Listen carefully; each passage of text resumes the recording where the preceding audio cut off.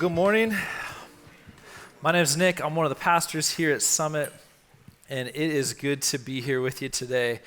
As Seth mentioned earlier, this morning we're going to be kind of landing in John chapter 20, and we're continuing this teaching series called So That You May Believe. And today we're at John chapter 20, which is the resurrection, and then next week Pastor Grant will be here, and he is going to finish up this series in John chapter 21.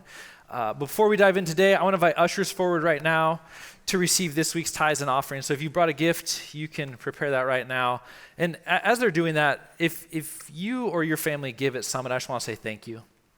Thank you for your generosity. Thank you for believing and trusting your church. I don't know if you're aware of this, but we have 6 services in 2 different cities that take place on Sunday, which is so cool. And that is in part because of your trust and your support. So thank you so much.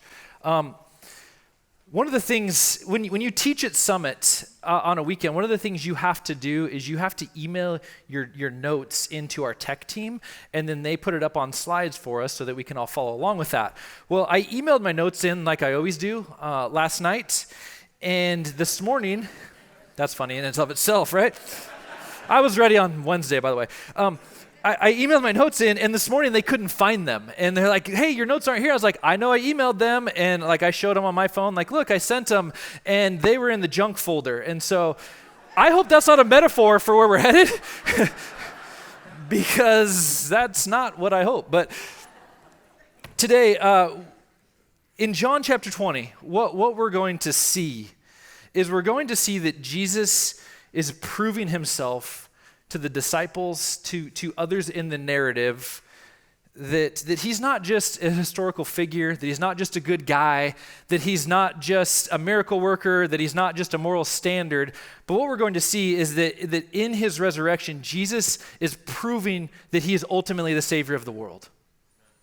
And a lot of times, when we think about the resurrection, isn't what comes to mind on some level, it might not be this exact verbiage, but isn't what we think about that Jesus died and he rose, which means there's life after death, which means if I believe in Jesus, I get to go to heaven someday. On some level, that's kind of what we think about, right? And that idea is not wrong. But I think what we're going to see today in John chapter 20 is the resurrection of Jesus is a lot more than you and I punching our ticket to heaven when we die on earth. The resurrection has real implications on how we live today. And what I was originally planning to do with our time today was I was planning to blow your mind intellectually with how smart I am and how much I studied and learned about the resurrection this week.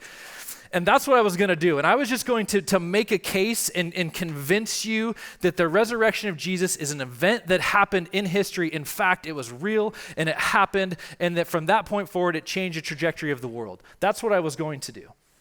That's how I wanted to approach today. But as I thought, and as I studied, and as I prayed, what I realized is it's not my job to convince you that the resurrection of Jesus happened. It's not my job to stand up here this morning and convince you that the resurrection of Jesus happened and it was a real event in human history. Because if I just give you a bunch of knowledge, if I just give you a bunch of information, it's not going to sustain your faith for the long haul, right? I can blow your mind intellectually, but it's not going to sustain you much past today or tomorrow or maybe the next day into the future. All right, if you have all the knowledge and the understanding you need, it does you no good until you do something with it, right? Let me explain it this way. About 6 to 8 weeks ago, I hurt my shoulder working out. And how you know someone works out? They'll tell you, right? They'll tell you. Yep. Don't worry, they'll tell you. But I hurt my shoulder working out, and so now for the past 6 to 8 weeks when I go to the gym, I don't do things I love to do. I get on treadmills, bikes, and stair machines. And as a guy, the stair machine, not the coolest thing you could be on, right? How many of you guys been on a stair machine before, right? It's, yeah, look at me go, it's like, not the coolest thing around, right? So that's what I've been doing. And a couple weeks ago, I was on one of the stair machines, and mid-stair, the machine completely seized up. It's just like, go, go, go, like the loudest noise you could have ever imagined. And every single person in the gym, even the people who had their AirPods so deep in their brain, I don't know how they heard anything, they heard me and they looked, right? And I was just like, yo, it needs lube. Like, I don't know what you do in that moment, right? And my friend Pastor Grant was right beside me, and the only thing cooler than one middle-aged dude on a stair machine is two middle-aged dudes on a stair machine. And Pastor Grant was right beside me, and he literally yells to the entire gym, "It was him, he broke the machine." And that has nothing to do with my shoulder. I just want you to know how bad of a friend Pastor Grant is. But yeah, he's horrible. But really, back to, so I haven't been able to do the things I love because my shoulder's been super sore. And I've rested it, and I've stretched it, and I've done the things that I think I'm supposed to do, and it's not getting any better. And there comes a point where after weeks and weeks and weeks, I know what needs to happen, right? I know intellectually, I know in my brain that if I want to get better, that I need to do something. What do I need to do? I need to go see a doctor, right? My wife's been telling me that for the entire time. But I need to go see a doctor. I need to go see a physical therapist. I know that, right? We know these types of things. But until I actually take this knowledge up here and go step foot into a doctor's office, go step into a physical therapist's office, nothing is going to change, right? I have to actually do something about it. I think sometimes the same is true about our faith.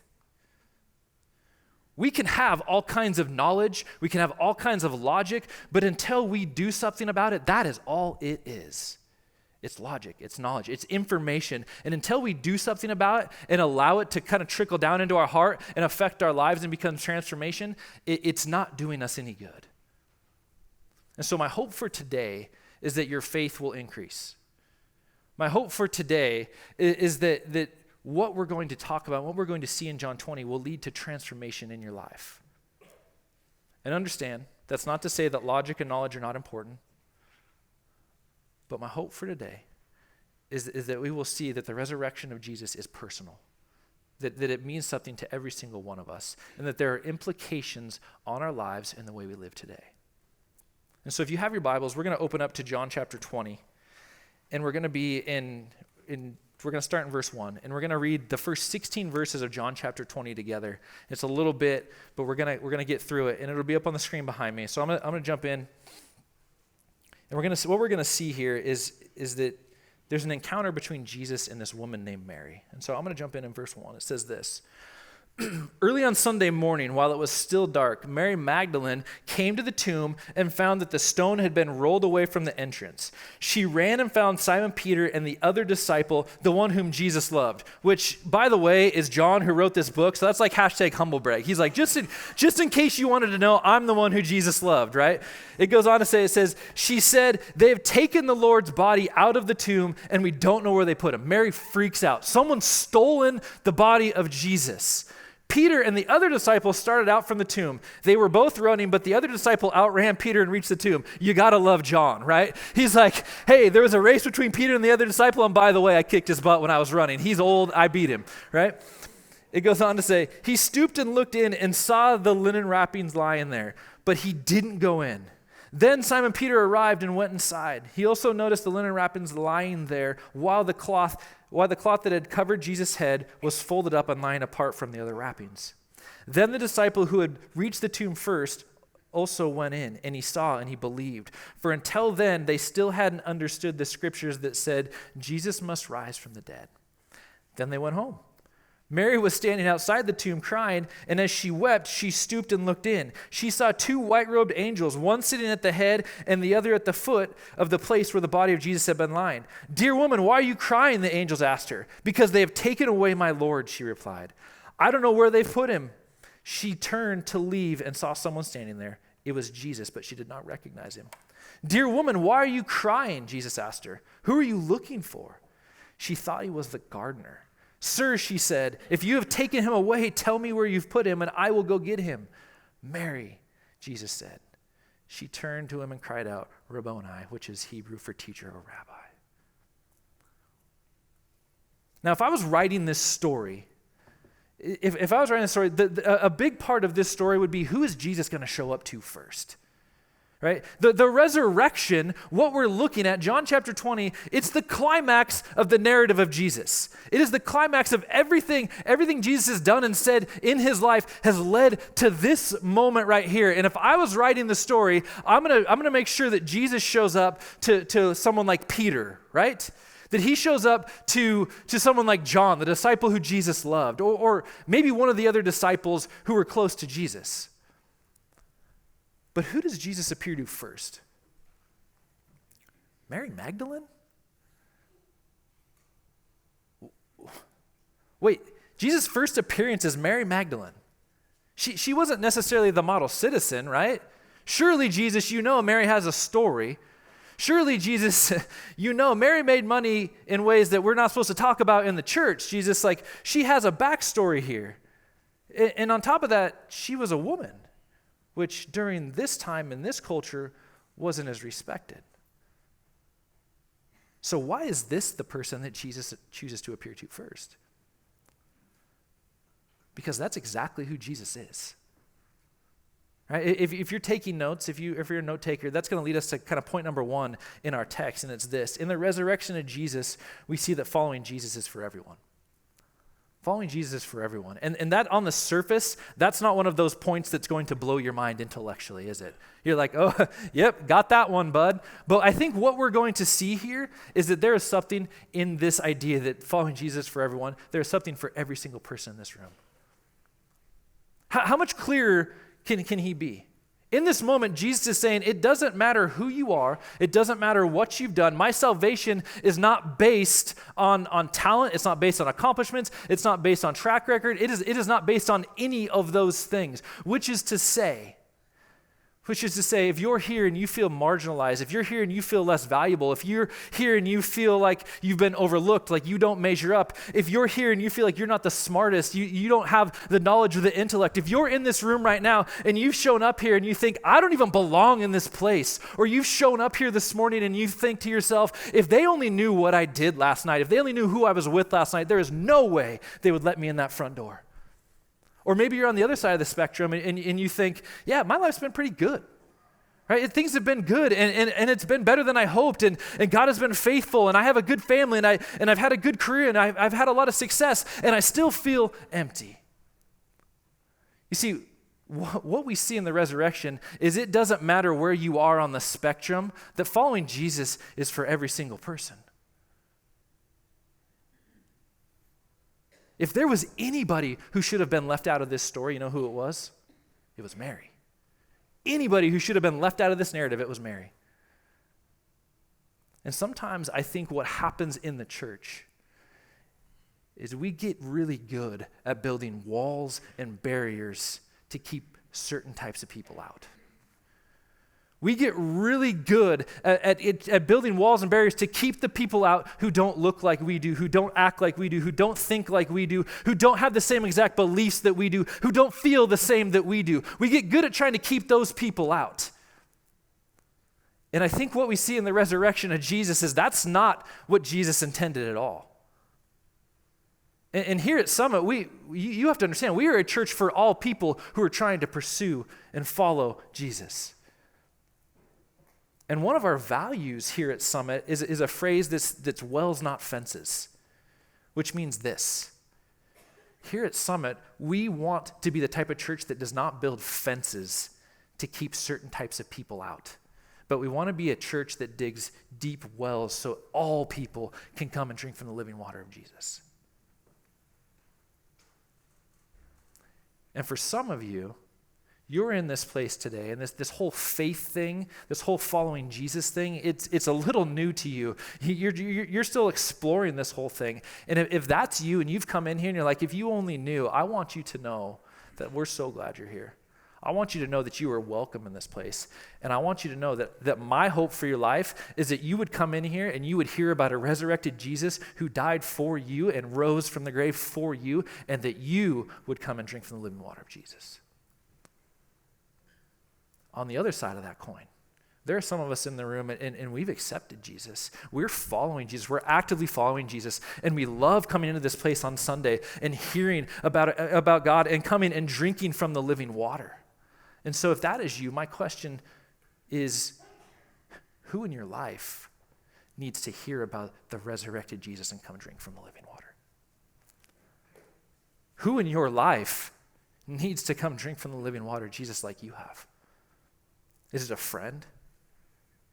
Is it a roommate? Is it a coworker who you don't prefer, which is a nice way to say you don't like them? Who is it? Because every single one of us should be thinking of people right now that go, yeah, they need to experience what I've experienced. Jesus showed up and he appeared to Mary. And the question I want you to ask yourself this morning is, who's the Mary in your life? As we continue, if you're taking notes, that's going to bring us to point number 2, which is in the resurrection of Jesus, we see that following Jesus is impossible on your own. And let me explain this a little bit. Leading up to the resurrection, Jesus had been telling the disciples over and over and over and over again, look, guys, here's what's going to happen. Jesus kept telling them, I'm going to be arrested. I'm going to be put on a cross. I'm going to die. And 3 days later, I'm going to rise again. He told these guys over and over again that was going to happen. He told all people, this is what's going to take place. And this is throughout the Gospels. It's particularly striking in the Gospel of Mark because it happens so frequent in the Gospel of Mark. In Mark chapter 8, Jesus says, the Son of Man must be killed, and 3 days later he's going to rise again. In Mark chapter 9, he says, the Son of Man, they will kill him, and 3 days later he's going to rise. In Mark 10 and Mark 11, very similar phrases show up. Again and again, Jesus is saying, look, this is going to take place. And his claims of a resurrection, they weren't secret. Matter of fact, they were so well known that in Matthew 27, what we see is even Jesus' enemies knew this was going to take place, and they went so far as to station a guard outside of his tomb. And yet, despite everything Jesus said, with all these warnings, when Mary Magdalene comes to the tomb of Jesus, she sees that the stone's been rolled away. What does she do? She freaks out, right? She freaks out and panics. Right? She immediately runs back and she says, they've taken his body. Mary certainly would have heard Jesus' predictions of a resurrection as often as anyone else. Why then, when Mary comes and she sees the tomb of Jesus, does she not go, okay, wait a minute. Jesus said this was going to happen. Could this actually be? Like, could this have actually happened? She doesn't do that at all. It never crosses her mind. I'm not sure Jesus could have been any clearer, but it never crosses Mary's mind. Why? Because whether we recognize it or not, in every single one of us, there is an inherent spiritual blindness. Said another way, true faith in Jesus is impossible without supernatural intervention by God himself in our lives. If you want to have faith that is going to last, it requires the Spirit of God to move in your life. Let me paint the picture this way. Every one of us, if you are here and you have accepted Jesus, if you're here and you're a Christian, you can think back on your life. And for some of you, it may be a little harder to get to that point, but you can think back. And there was a moment in time where Jesus came into your life and changed everything. If you're here and you're a Christian, there was a moment that took place where Jesus intervened. There was a moment where the Spirit of God spoke into your life. There was a moment where you experienced something that you have never experienced before. For me, it was in 1998 at a Young Life camp called Malibu.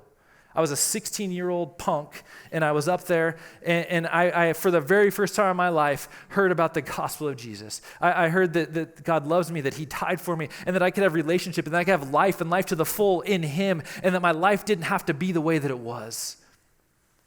And as a 16-year-old, I accepted Jesus at Malibu, and I came home with my What Would Jesus Do bracelet on, and the very next, that was when those were at the peak, by the way, right? Those were hot. But I came home with my What Would Jesus Do bracelet on in 1998, and the very next weekend, I went back to what I'd been doing all along. And I went back to the party the very next weekend and just started getting drunk just like I'd always done, right, leading up to that point. And as a 16-year-old, I vividly remember being there and one of my friends at this party yelling across the room, "Yo, what would Jesus do?" And I'd be like, "He'd drink another beer," and I did that. No joke. But here's why I tell you that. Because for every single one of us, if you have accepted Jesus, there was a moment in your life where things changed. And that moment doesn't mean that you woke up the next day and everything was perfect. That moment didn't mean that you didn't have issues. That moment doesn't mean that your life doesn't still have problems and mess and sin and kind of things that you don't love in your life. But what that moment did is it changed the trajectory of your life forever. And in 1998, I accepted Jesus, and the trajectory of my life has not been the same ever since. In our culture today, as modern thinking people, I think for a lot of us, we believe that faith, we believe that following Jesus depends on you and I getting our minds right.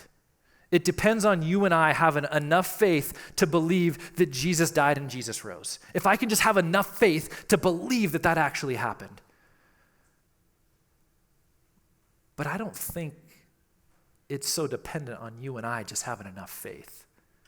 Matter of fact, I don't think you and I are capable of true, lasting faith without outside help, without the Spirit of God coming into our life and moving and speaking and leading. Look what happened in the life of Mary.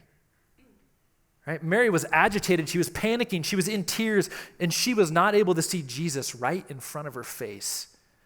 Look back with me at verse 14 and 15. It says this: "She turned to leave and saw someone standing there. It was Jesus, but she didn't recognize him. 'Dear woman, why are you crying?' Jesus asked her. 'Who are you looking for?' She thought he was a gardener. 'Sir,' she said, 'if you have taken him away, tell me where you put him and I'll go get him.'" She didn't see Jesus right in front of her face.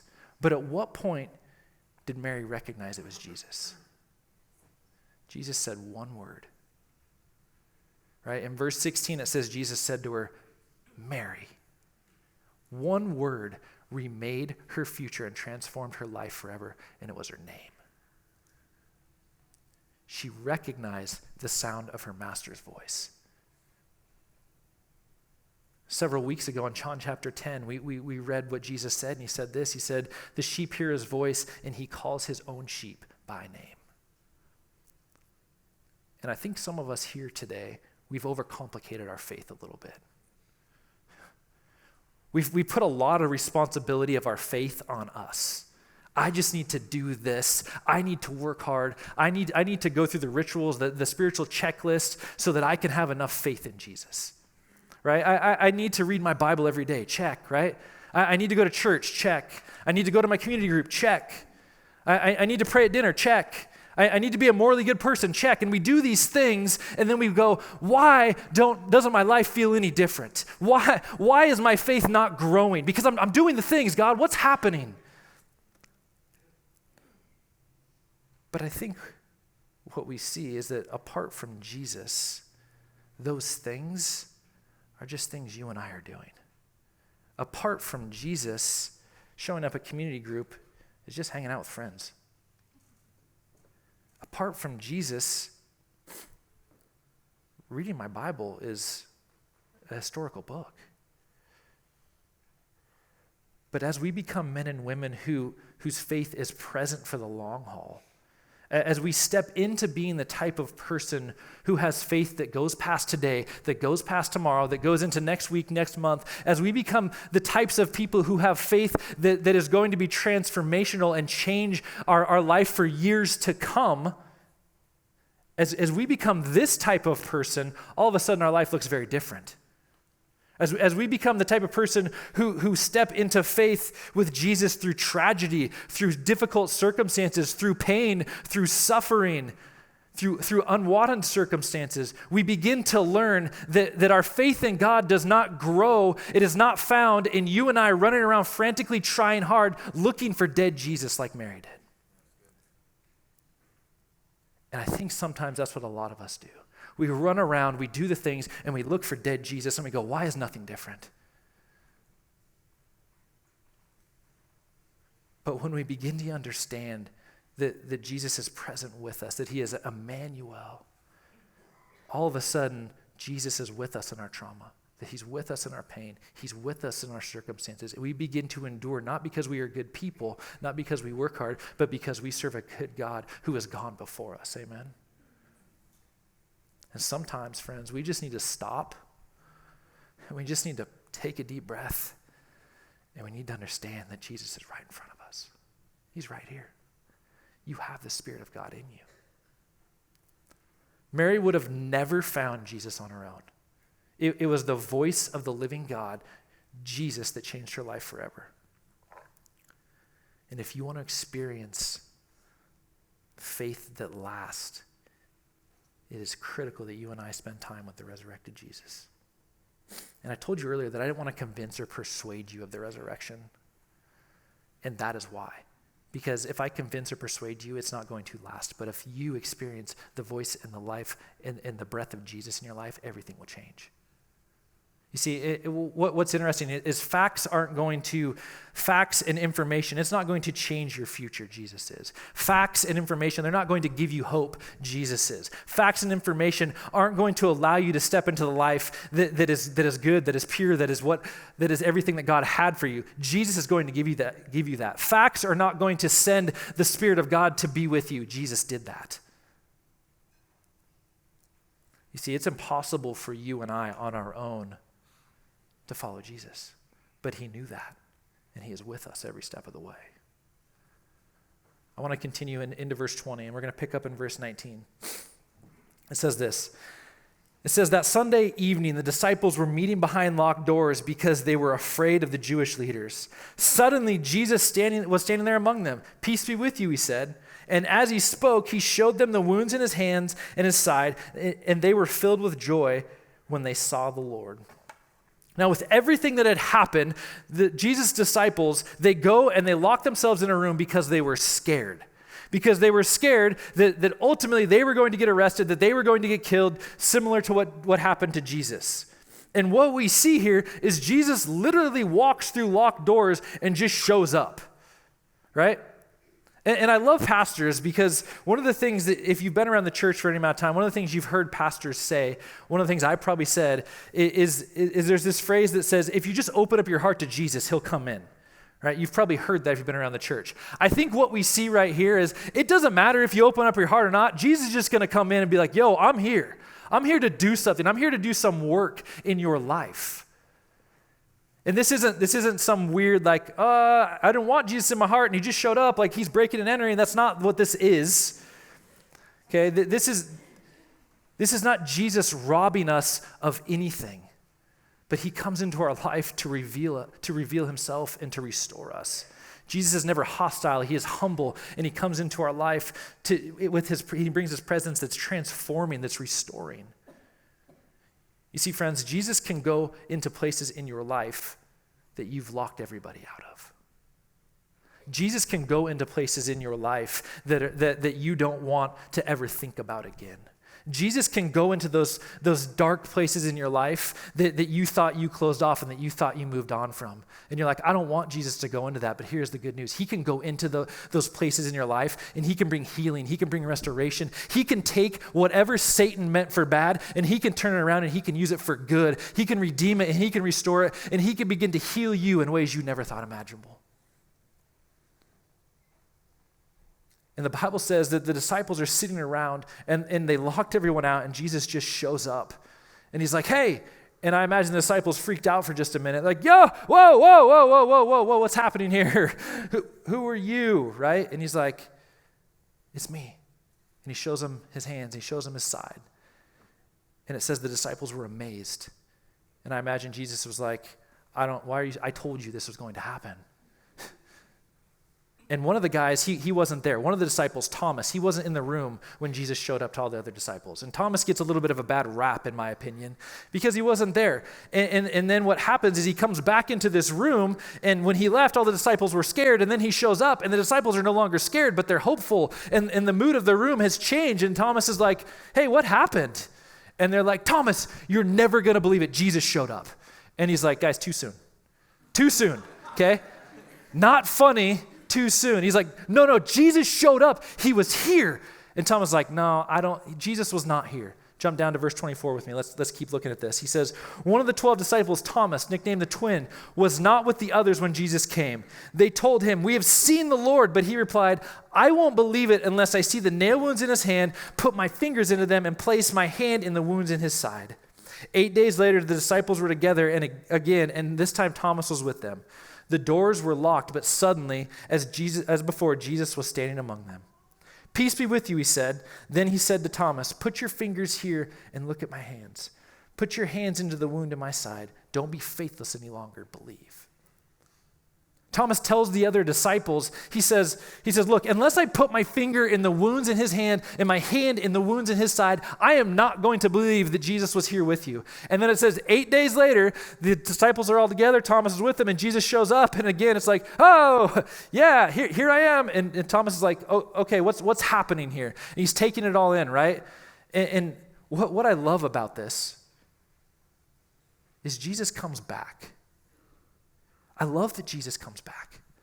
And here's why. And this is going to bring us to kind of point number 3 if you're taking notes. Because what we see in the resurrection of Jesus is that following Jesus is personal. Think about this. Jesus was on earth after he resurrected for a very limited amount of time.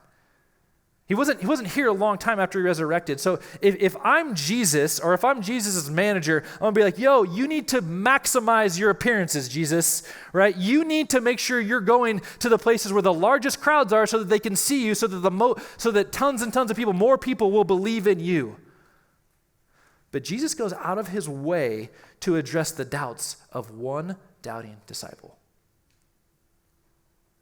Because following Jesus is personal. And Jesus says to Thomas, he goes, Thomas, touch my hand. And I imagine in that moment, this is like one of those moments you kind of wish you could be at, because I imagine in that moment, Thomas is like, yeah, I kind of overspoke a little bit, Jesus. Like, you're here. I don't need to touch your hand anymore. Like, I don't need to stick my hand in your side. And Jesus is like, no, Thomas, you said you did. I need you to do it. And Thomas is like, no, I'm good. He's like, I need you to do this, Thomas. And Thomas is like, boop, yeah, it's you, Jesus. And Jesus is like, yeah, Thomas, it is. And one of the things I love about God is he is not put off or frustrated with your questions or your doubt. He's not put off or frustrated with your questions or your doubt. Jesus can handle sin and death, and I'm here to promise you and assure you that Jesus can handle any questions you might have. And the good news for you and I is faith is not a one-time shot. Okay, think about how many times Jesus told the disciples that he was going to die, that he was going to rise, and he was going to come again. Yet Jesus had to keep showing up for the disciples. And the good news for you and I is Jesus is going to keep showing up for you. He's going to keep showing up, right? You can take your questions, you can take your doubts, and you can bring them to him, and he's going to keep showing up time and time again. But there's another thing I think we can't afford to miss here. When Jesus showed up to the disciples, they were locked in a room scared. When Jesus left, that room was completely different. All of a sudden, there was hope and joy in the room. Why? Because the presence of Jesus changed the room.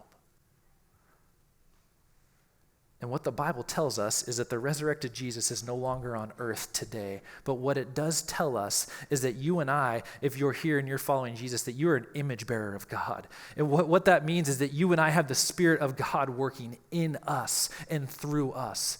So, my question for you today is, does your presence change the room? Does your presence change the room? Not because you're funny, not because you're the smartest, not because you're the most talented, not because you have a lot of influence. Does your presence change the room because you enter with the Spirit of God, the Spirit of the resurrected Jesus in you? And if you don't know, if you're like, I don't know, ask your family. Ask your family what they think. Ask your coworkers what they think. Ask your roommates, your teammates what they think. How do you respond when bad news hits? How do you respond if you're a parent when your kids don't listen? Do you join in the gossip at work because that's what everybody else is doing? Or do you bring hope and peace and life and joy to the situation. Because here's the deal.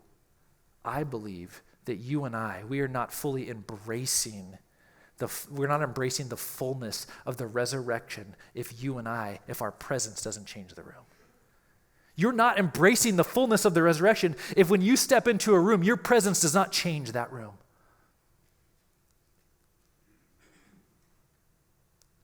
Does my faith, or does my life look like faith in Jesus? And I want to end with this. I want to look at verse 29, and it says this. It says, then Jesus told him, you believe because you have seen me. He's telling Thomas, you believe because you've seen me. Blessed are those who believe without seeing me. You know who Jesus is talking about there? He's talking about you. He's talking about me. And here's the reality, friends. Without the resurrection of Jesus, the cross is a failure. Without the resurrection of Jesus, the cross did not accomplish what it was supposed to. Without the resurrection, Jesus died on a cross. That was it. End of story. But in the resurrection of Jesus, we see that our God rises. We see that our God's not done yet. We see that our God didn't just go to a grave and that was the end of the story. We see that our God got up, he rose, and he conquered sin and he conquered death. And I'm here to tell you that I believe in those nail-pierced hands and that nail-pierced side. I'm here to tell you that I believe that in a Jesus, in a king that walked through walls to come see the disciples, to answer their doubts, to answer their questions. I'm here to tell you that I believe in a king, that I believe that Jesus came, that he rose, and he showed up to Mary first because he loved her. I believe in a king, Jesus, God in the flesh, who died, rose, conquered sin and death, not to prove a point, but because he loved you. And I believe that the same God who showed up to Mary, the same God who walked through those walls, the same God who showed up to Thomas, I believe he's going to do the same thing for you. That's what I believe. So if you're here, and you're exploring faith, you're trying to figure out, what does this mean for me to follow Jesus? There will be people up here to talk with you and pray with you after service. And if that's you, don't miss the moment. Don't miss what God is doing in your life. Come down and talk and pray with somebody. If you're here and you're following Jesus, my question for you is, does your presence change the room? Do you live a life that says, my king still lives? Is your faith in Jesus transforming the way you live, or is it limited by your knowledge and your experience? Because I'm here to tell you, the Spirit of God is in you. Amen? Will you pray with me? Jesus, thank you. God, thank you for your word. And thank you in your word that you fulfilled it, Jesus. You didn't just say this was going to happen, but God, it actually happened.